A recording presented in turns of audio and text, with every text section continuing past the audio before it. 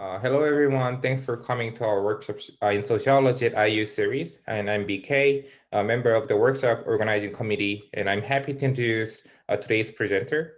Today, we're going to have another job talk practice. The last week's practice talk was great, and I hope that we can continue to provide great support to Sean this time. And I'll introduce Sean briefly for those of you don't know Sean. And so Sean Vina studied his career in sociology at Hudson Tillerson University, Austin, Texas, historically Black college. After 2 years at ATU, he transferred to the University of Texas at San Antonio, where he completed his bachelor's and master's of science. Sean's research centers on health and stigma, where he uses both quantitative and qualitative methods. He has examined the relationship between religion and health, mental illness among service members and their spouses, and the stigma attached to PTSD. Sean has contributed to the collection of survey research on health behaviors of military personnel through the RAND Corporation. He recently moved back to Texas, where he's now an associate instructor of sociology at the youngest university in Texas A&M University system, Texas A&M San Antonio. Sean also believes in public service. So he was recently appointed to the city of San Antonio's Ethics and Review Board by Councilman Robert Trevino. And he's an advisor on the creation of new city commissions that will address health equity within the city. So today he's going to give a talk entitled Behind the Louder, Health, Coping, and Stigma and Stand-Up Comedy. Please welcome Sean on to give a talk here. Hi, I haven't seen many of you in a couple of years, and then I just kind of show up and do a job talk. So thank you all for having me and allowing me to share my work. And I want to thank everyone in attendance from Indiana University and IU Sociology. And I want to welcome some of our guests from outside of outside of IU. The name of this presentation is Behind the Laughter, Health, Coping, Stigma, and Stand-Up Comedy.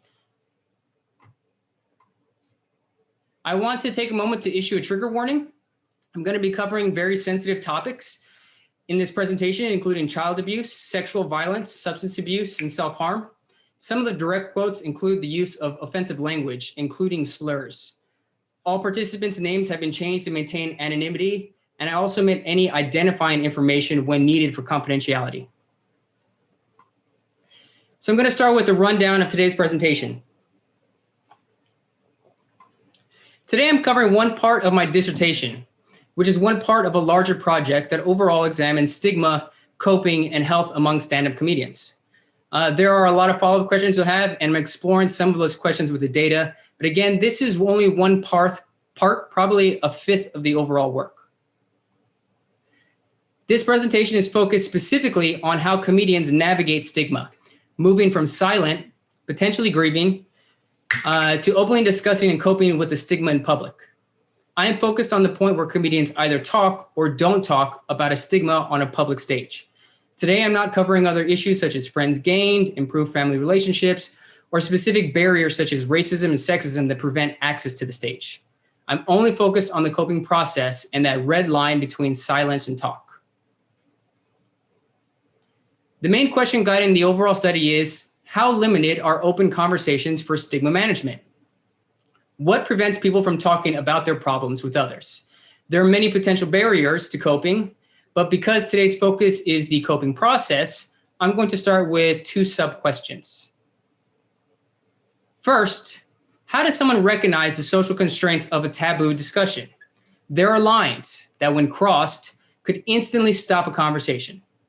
How does a person know what those lines are? And second, after a person understands those lines, what are the available coping strategies? How does a person manage those limits and police their behaviors? There are two main takeaways for this presentation. First, managing and coping with stigma through conversations is constrained. The fact is, open lines of communication may be unlikely or even impossible in many situations. And we need to recognize those social constraints when promoting tactics to destigmatize. However, There are intermediary coping processes between silence and talk that could be beneficial, considering that many people face discrimination, violence when a stigma is exposed. Those alternatives are worth exploring. So let's start with a little background to understand the social problem. I am focused on stigma because it has major ramifications for health and well-being. The lives of people are worsened by public prejudice as a result of stigma. From a loss of financial and social resources to verbal and physical abuse, the effects of stigma are real for the people who experience it and are well documented. Just ignore those numbers, those are research citations. Stigma also causes people to harm themselves. Because of expected discrimination, people will self-isolate and internalize negative beliefs. Not only are they avoiding beneficial resources that improve health and social standing, but internalizing those beliefs erodes self-concept. In short, people are more likely to have distress, depression, anxiety, or other chronic health issues as a result of stigma. Importantly, stigma is not only about mental illness. It is attached to a host of issues such as gender, LGBTQ status, race and ethnicity, body size, and even masculinity. The suicide rate is twice as high in the military versus civilians, and we know that stigma related to masculinity is a major culprit. Service members are afraid to get help because they don't want to be perceived as a weak man. Stigma harms many people. So how do we alleviate this? There are two important ways to reduce stigma. The first most effective measure is social contact. If you are close with someone who has a stigma, you're more likely to be friends, co-workers, or even welcome into your family another person who has that stigma. Less effective is education. Introducing new information to counter negative beliefs can have some short-term changes to attitudes, but overall, the effects are not lasting, especially for issues like race, gender, and sexuality, where biases are automatic and unconscious. What seems best is a combination of the two. Interactive educational interventions where a person meets a stigmatized person can have long-term belief and behavioral changes. Having a direct conversation is effective because it touches on both tactics, social contact and education. This is why so many organizations embrace conversations as a method to reduce stigma. Organizations such as the National Alliance for Mental Illness and the American Psychiatric Association design campaigns around the idea of breaking or ending the silence to start conversations. Talking about a stigma is not only effective, it is often only the first step in getting help. But how does someone break the silence outside of those campaigns? What about everyday life? Can people start a conversation about stigma beyond an intervention program? Here's the dilemma, a major catch-22 for open conversations in everyday life. Stigma is powerful, so powerful it disciplines people into silence. Stigma reduces access to all resources, including conversations. That is a taboo discussion, a topic that is so stigmatized. We are afraid to mention it because we don't want to be labeled with the stigma. Stigma creates taboos, topics we avoid, such as rape, abuse, sexual harassment, sexual orientation and gender identity, experiences of ethnic prejudice and racism, and mental and physical illness. Thus, conversations that could reduce stigma are also constrained by stigma. To explore the limits of conversations, I'm looking at comedy. So naturally, why comedy? Well, comedy has a well-documented history of free and wide public conversations. Whether it is racism that is covered by people like Richard Pryor, politics with Lenny Bruce or George Carlin, or being gay with Ellen DeGeneres. Comedy is often a place for hard-hitting taboo conversations that go against common social norms. But comedy also has a history of exclusion and personal censorship. the very constraints that we are interested in. Women comedians, they were around and visible, but some of the most prominent comedian women of the 1950s and 70s, such as Carol Burnett, Phyllis Diller, they were very cultivated in their presentation, much less overt in their social criticism than their male counterparts. Now, considering the gender politics of the 1960s, 60s, and even today, many comedian women still can't break that glass ceiling if they are perceived as too feminist.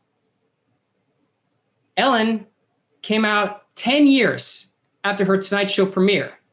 She was in the closet for a decade. Not surprising considering the perspective of the time. Case in point, the Defense of Marriage Act and Don't Ask, Don't Tell. Mental illness is becoming more acceptable on stage thanks to people like Hannah Gadsby. But remember, Hannah hid mental illness and homophobic and sexual violence in her comedy for a decade. She was performing bits about violence and nobody knew. She was self-censoring. And Bruce and Carlin, they sometimes needed police protection from angry mobs when performing outside of those liberal havens. And we haven't even touched on the lack of representation of women of color or stereotypes in comedy. And let's be honest, where are the gay comedian men? There may be some, but they're not at the top. In total, the comedy world perfectly reflects the ills of regular society. Some people are welcomed on stage and push the limits of stigma, but not all. There's unequal access, segregated spaces such as urban, women, and queer stages, and sometimes discrimination and violence. There are plenty of prominent examples of misconduct, Louis C.K., but I won't go into them. Bill Cosby. In short, comedy is a reflection of us, and it allows us to explore coping processes that affect everyone. So how limited are open conversations? How does an individual recognize those limits? And what are the available strategies within those constraints? So what is the study? To explore these questions, I decided to go directly to the comedians and ask them to explain how they talk about stigma. I conducted 99 in-depth interviews of stand-up comedians from December 2018 to August 2019. This was an emergent research design. I didn't start off with a set number. I simply interviewed and then excluded groups, gender, race, LGBTQ status, when they no longer provided new information. This is an exploratory study. I'm trying to identify unknown processes, therefore snowballing is acceptable. I began by recruiting people face-to-face, and then they referred people from across the country.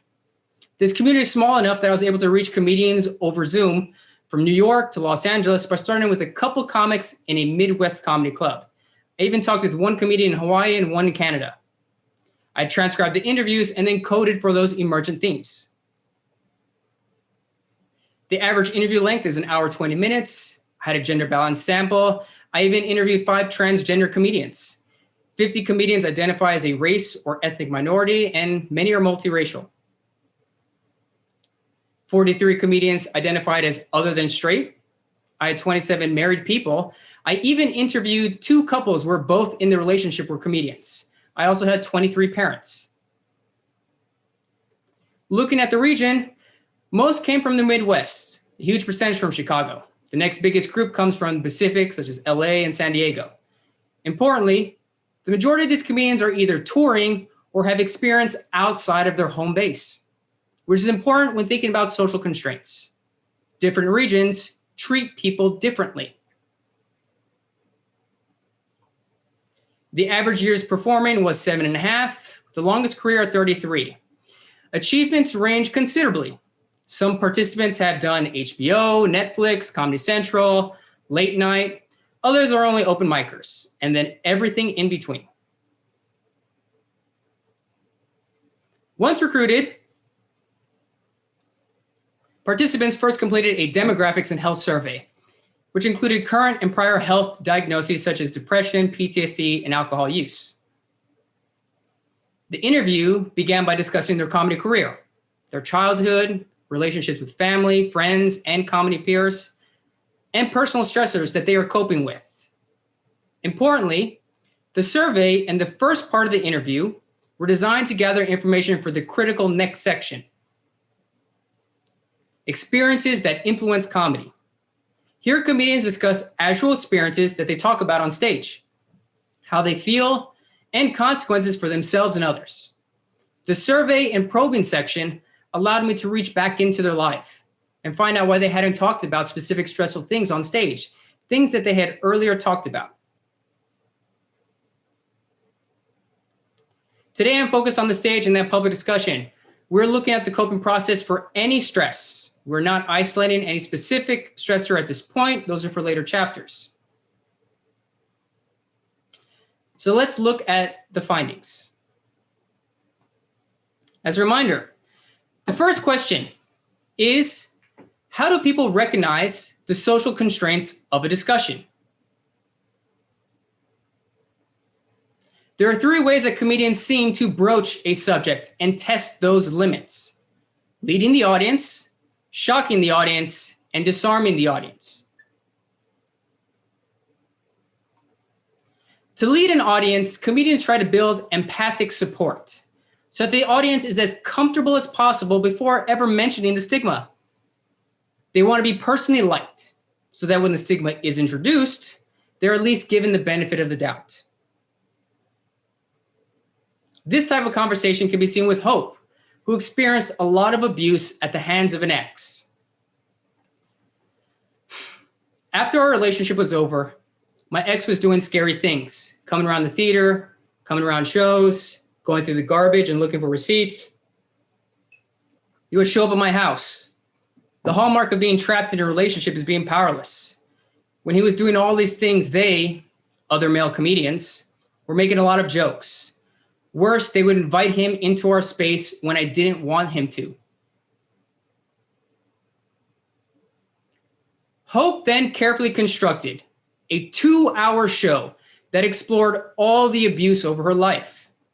To talk about her ex in public, she needed first to describe her upbringing from a religiously conservative family, feeling like an imposter as a professional healthcare worker, and then being a woman in comedy.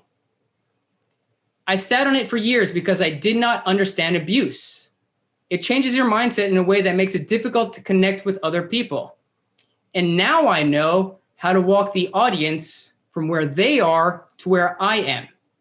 If you are in that moment of abuse, you have no idea what is going on, so you can't bridge the gap between you and the audience. Testing those limits over periods of time can be seen with Alvin, a young man from a very conservative Christian family who came out on stage. I didn't want anyone to know I was gay, so I was really vague. I was talking about it on stage as the process of me thinking about it. I started by kind of saying I was bisexual on stage. I would say I kind of also like men, and people would think I was bisexual. And then I started saying I just like men. There was this joke where I said I was gay, and then I moved on. After months of testing those limits, he received a positive reaction, is now openly gay. He would later continue that conversation by coming out to his parents. But even with years of expertise and some closure, many are still unable to talk about a stigma because the audience will not let them. Bianca experienced horrible child abuse and violence in her family. Today, she headlines in prestigious clubs, and she has more skills than most, but she still can't talk. I've tried to talk about my dad on stage for probably the last 10 years. I've been doing comedy for about 19 years, but I don't think you get good enough and brave enough to talk about the real issues and real hurt. The audience feels disrespected. Why leading the audience is so important for these conversations is best illustrated by the other broaching tactic, shocking the audience. Here, comedians say something so vulgar or absurd, they may be able to pass it off as a joke, but oftentimes it halts the conversation. Unlike Bianca, Connor talks about child abuse very bluntly. I've done this numerous times. Sometimes it goes really well, sometimes it goes really poorly.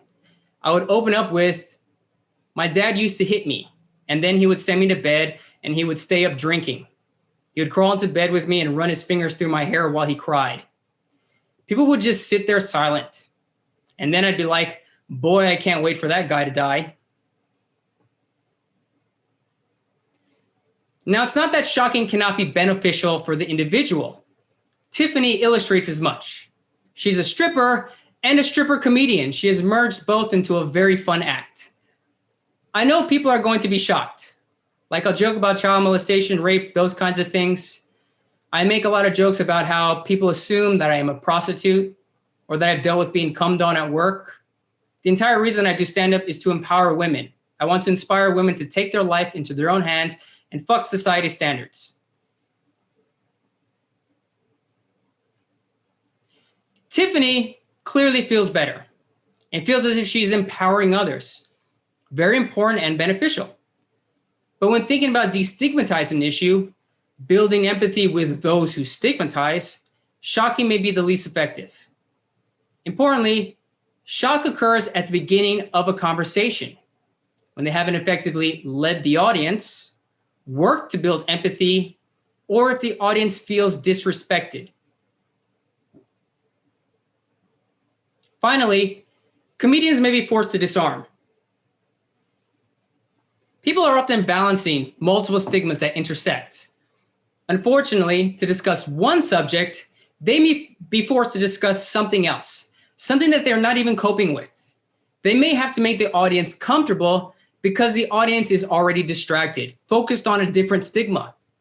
This often occurred for issues of race, gender, and LGBTQ status. For instance, Barb wants to talk about a host of issues like dating and family, very mundane things. But she first has to talk about her dress and appearance. I'm definitely a flannel shirt, button down, black jeans, sneaker kind of gal. It's who I am. I present as more tomboy, more masculine. You're all thinking that I'm gay. It's a part of comedy. If someone is thinking about something that is not your joke, then they are not going to laugh because their mind has wandered elsewhere. Emilio frequently disarms. He comes from a military family that has served in multiple conflicts. As a child, he lived overseas representing the US, and he actually barely speaks Spanish. He is more American than most, but he is also Latino with darker skin.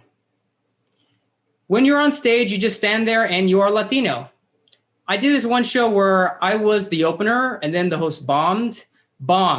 And then the audience started chanting, "Bring back the beaner, bring back the beaner." I was like, is that good or bad? So I've learned to embrace it. When I go up on stage and it's all white conservatives, I'll say, hey, I know what you guys are thinking. The lawn guy does comedy? How does someone recognize the social constraints of a taboo discussion? Oftentimes, they lead the audience over months and years and add more information as they receive positive feedback, laughter.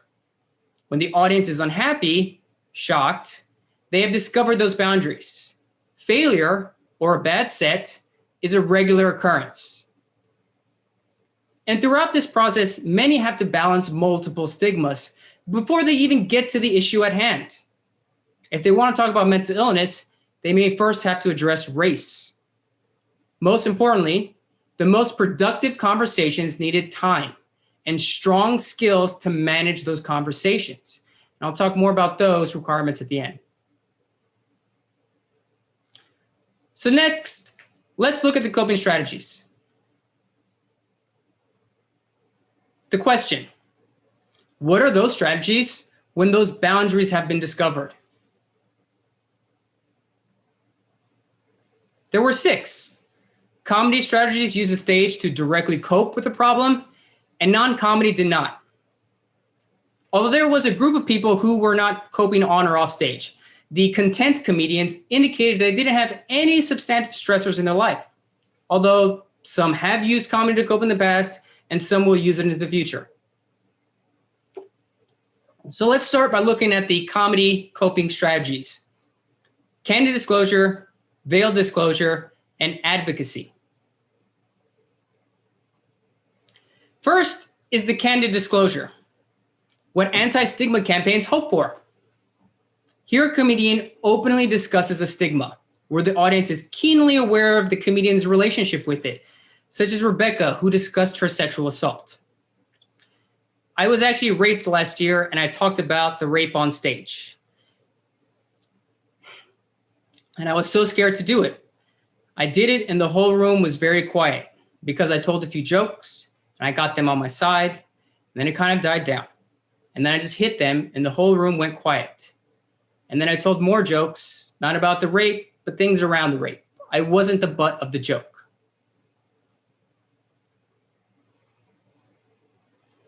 Rebecca had a very positive outcome. She received a standing ovation. It opened up many conversations, and it was incredibly cathartic for her sense of self. As she says, it was like the world was hugging me. But Rebecca actually had a lot of support prior to bringing it to the stage. Her comedy peers welcomed the conversation. The club owner even talked to her about the set and told her she was more than strong enough to do it. And she happens to live in a very liberal community.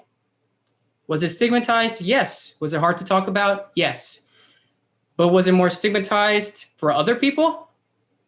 Well, consider Lydia. She's another woman who attempted to talk about the rape. The audience, though, was silent when she brought it up, dead silent. She actually had to tell the audience, this is the part where you laugh. Since that set, Lydia has not returned to the subject. For Lydia, she crossed the line. And now, candid disclosure is not an option.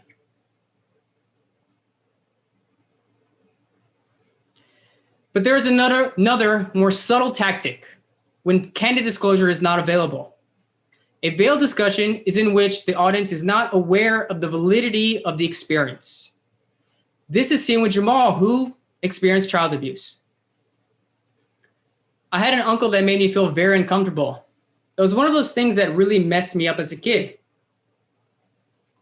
I had been carrying that around for me for years. Eventually, I figured out how to deal with it, and that was to make it a part of a joke. I told the audience, when I have a kid, I'm going to give him a traditional name. If it's a girl, Marie, and if it's a boy, Uncle Bad Touch. Like Rebecca, Jamal was also seeking validation. He wanted to feel better, and he was seeking that laughter. But the audience was unaware. He later specified, I was okay with it because nobody knew how real that joke was. Next, comedians can cope by advocating for others. They use the stage to ease the suffering of others as part of a stigma that they are dealing with. But advocacy is important because it can both be candid or veil another stigma. For instance, Laura advocates for all marginalized people. She has sometimes framed these discussions by talking about her grandmother's survival of the Armenian genocide. My grandmother told me that when the Turks came to march them into the desert to die, they didn't give them a lot of time to empty out their things. There was still bread in the oven. I did a genealogy for school, and I asked them how many siblings she had, and she's like, they're dead. Stop talking about it. That's why I decided nobody gets on those trains, not if I can get away with it. Laura talks about this experience on stage. Having privileges and not using them distresses Laura, and the audience is keenly aware. She is a well-to-do person and believes it is her mission to use those privileges to help others, which she does both on stage and off with her charity work. But advocacy can also be veiled. Simon, he tours the country talking about racism. I actually think he's more of a social advocate than a comedian. He says he's an advocate who sometimes makes jokes. My goal is to convince the audience that this racist behavior is not only mean, yes, cruel, yes, but also incorrect. It's incorrect behavior. Logically, the behavior doesn't make sense. What the audience does not always know is that Simon has a family history from the South, a history that includes bigotry, the very thing he speaks up against. His advocacy is about proving to himself that he is a good person, despite that history. Advocacy is a powerful tool, and it is available to those who cannot be open about their stigma. Lastly, let's take a look at the non-comedy coping strategies. There were 3: conceal, withdraw, and compartmentalize.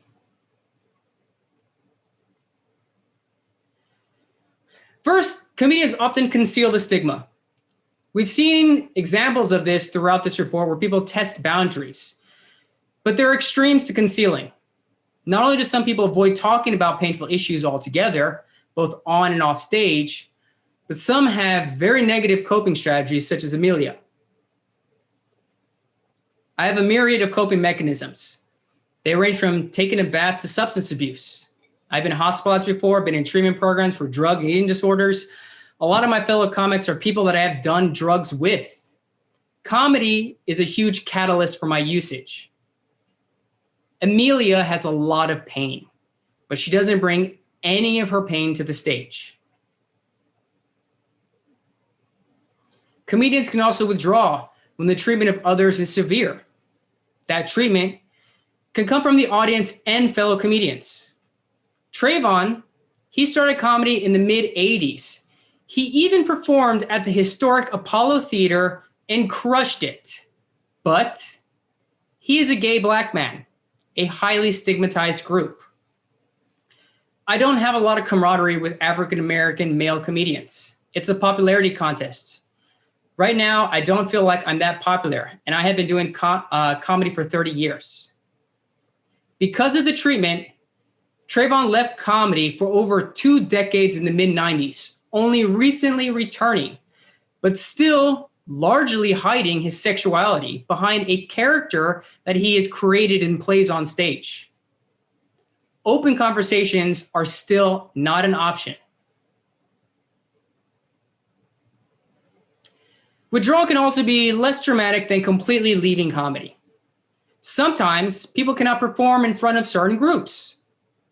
Isabella, she's a typical New Yorker urbanite. She's hip, she's young, and she's not a Latina stereotype, which affects where she can perform. The Latinite, that one's worse for me. I definitely struggle because they expect one type of Latino archetype. It's like they expect everybody to be a fucking beaner. Everybody's supposed to be a fucking cholo. Isabella's experience shows how potentially difficult it is to find empathic listeners. She does well in racially diverse rooms, liberal rooms, but avoids Latin rooms, more conservative rooms, even though she is a Latina. Lastly, some comedians compartmentalize their problems. These comedians do not bring the stress to the stage and in fact avoid the subject. But unlike those who conceal, these comedians recognize their health issues and actively manage it off stage. Some even avoid unhealthy behaviors and people in comedy, such as Stephanie. I work a 12-step program. I have a sponsor. I meditate. My self-care includes a lot of rest, trying to do basic things like take a walk and eat and sleep. I do not hang out with comics that are a fucking mess, not taking care of themselves or active in their addiction. For those that compartmentalize, the stage is an inappropriate place to get help, and it may be harmful. This is an important lesson when thinking about alternatives to potentially harmful conversations, which I'll touch on in a second. So what did we learn? There are several available strategies. Individuals can candidly talk about an issue. They can veil the issue. They may advocate for others. They may conceal the problem, withdraw, or compartmentalize and find better strategies elsewhere. These tactics are guided by the expected reaction. If they expect harassment, they will conceal stigma. If they expect support, they may candidly reveal the issue. If they expect violence and isolation, they may withdraw altogether. So what can we take away from all of these findings? Well, how limited are open conversations for most people? The comedian showed clear constraints by potential public reaction. In later chapters, I categorized the individual stigmas, the strategies used, and the success. As issues became more stigmatized, they were less likely to even attempt a candid conversation and more likely to use shock, which often didn't build empathy. Concealing and withdrawing were the only available options. Not surprising, childhood abuse, sexual trauma, mental illness, racism, and sexual orientation, those were frequently the most difficult things to discuss, and those discussions often failed. For an open conversation to occur, the issue can only be moderately stigmatized for the audience and the individual at the moment they have the conversation. And leading the audience, it requires a lot of precise conditions to be successful. First, comedians often needed distance from the event. The most productive conversations occurred after long reflection, a deep understanding of the stigma, and in many circumstances, some closure. Comedians practice over and over again for different people, refining their ideas until they find something funny. Depending on the stigma and the person, it could take years and maybe not at all. The social and personal conditions need to be just right for someone like Hannah Gatsby to openly discuss a stigma.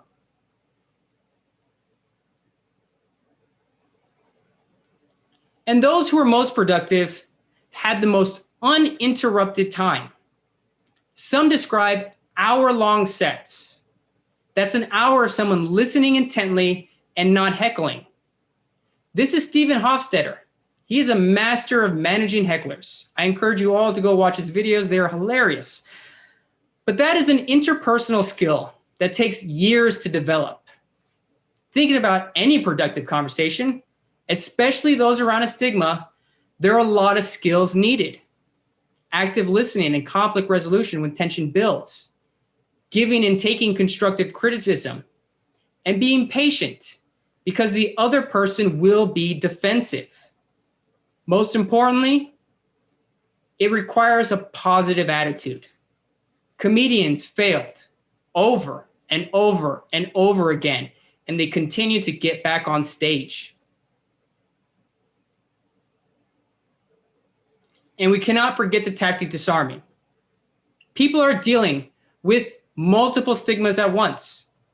If someone wants to discuss mental health, they may be forced to discuss sexuality or race or their age or any number of issues.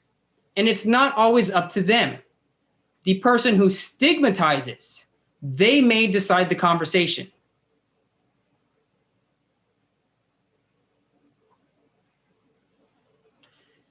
Starting a conversation is too narrow of goal.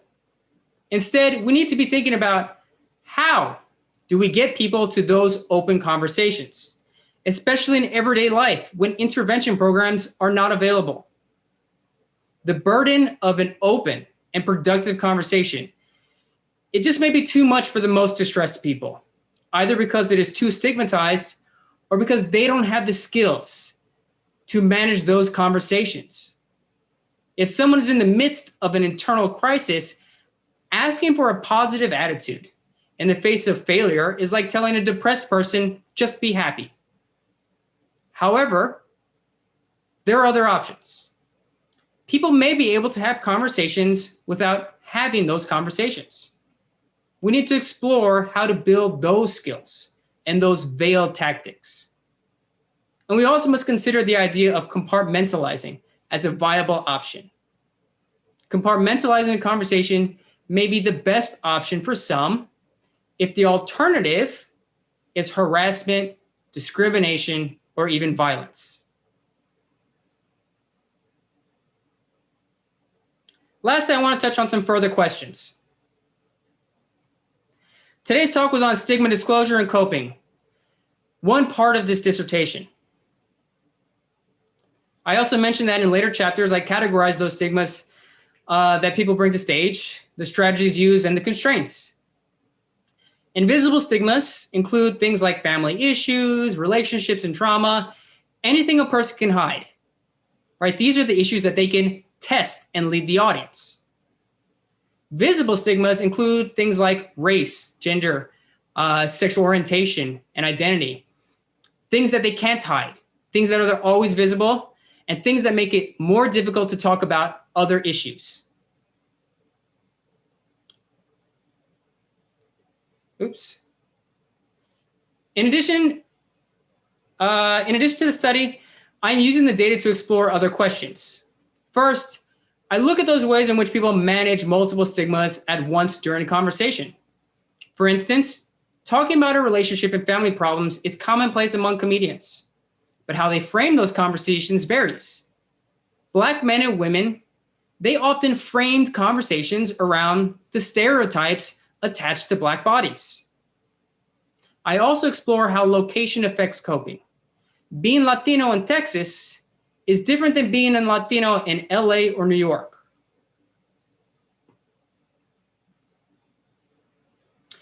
Obviously, we want to know about the outcomes. Did talking on stage improve health? This is one of the limitations. I cannot identify direct health effects without a longitudinal study or larger quantitative data. However, comedians are very reflective on how comedy impacted their lives.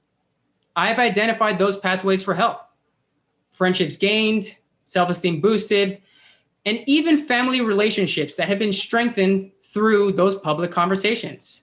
Sometimes comedians use the stage to communicate stigmas to people who are not even in the audience.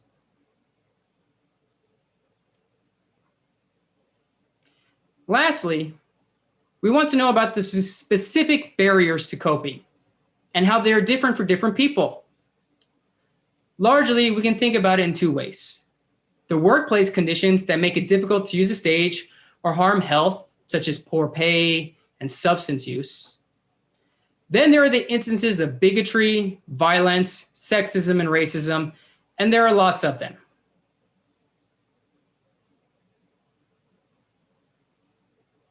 Obviously, there are a lot of unanswered questions and alternative avenues that can be explored.